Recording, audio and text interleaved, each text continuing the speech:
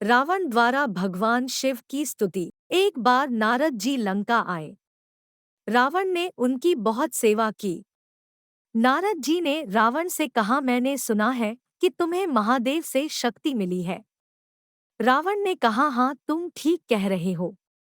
नारद ने कहा कि उनमें कितना गुण है।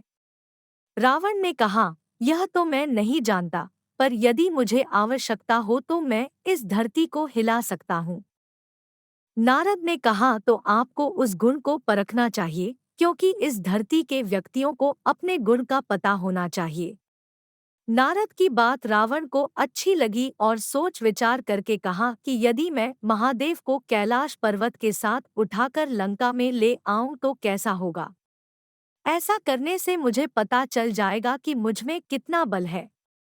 नारद जी ने कहा कि यह विचार अच्छा है, और उसके बाद वह वहां से चले गए। एक दिन रावण ने अपने बल के गुण पर महादेव को कैलाश सहित लंका ले जाने का प्रयास किया। जैसे ही उन्होंने कैलाश पर्वत को अपने हाथों में उठाया तो देवी सती फिसलने लगी। उन्होंने महादेव से पूछा कि भगवान, यह कैलाश क्यों घूम रहा है।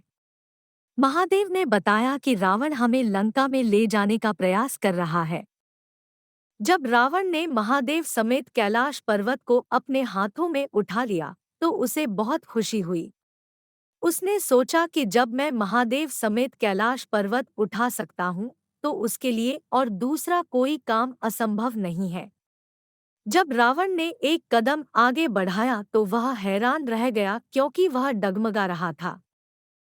इसी बीच देवी सती ने कहा कि रावण, तुम आज से तुम्हारी गिनती दुष्टों के बीच की जाएगी, क्योंकि तुम्हारी प्रवृत्ति बुरी आत्माओं जैसे हो गई है। रावण ने फिर भी देवी सती की बात पर ध्यान नहीं दिया। इसके बाद भगवान शंकर ने अपना वजन बढ़ाना शुरू किया और उस वजन के साथ रावण धीरे धीरे कैलाश पर्वत को वापस उसी स्थान पर रखने लगा। ऐसा करते हुए उसका एक हाथ पर्वत के नीचे वजन से दब गया और वह कहरा उठा। वह इतना तेज चिल्लाया कि उसके चिल्लाने की आवाज स्वर्ग तक सुनी गई और वह बेहोश हो गया। जब वह होश में आया तो उसने महादेव की स्तुति इससे की। जटाट्रिग्ल जल प्रवाह पावितस्थले गलेवलंबे लंबिता भुजंग तुम्मालिका।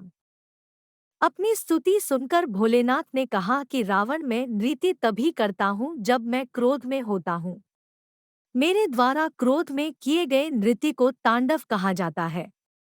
लेकिन आज तुम्हारे इस प्यारे स्तोत्र से और लाजवाब गायकी से मेरा मन और बुद्धि नाचने के लिए उत्साहित हो गए।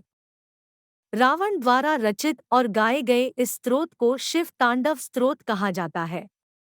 भगवान शिव जब गुस्से में नृत्य करते हैं तो उसे तांडव कहा जाता है, लेकिन आज खुशी भाव से किया गया नृत्य था। इसके बाद भगवान शिव ने प्रसन्न होकर रावण को चंद्रहास नाम की एक तलवार दी और कहा कि तुम्हारे हाथ में यह होने से तुम्हें 3 ब्रह्मांडों के भीतर कोई भी युद्ध में हरा नहीं सकता।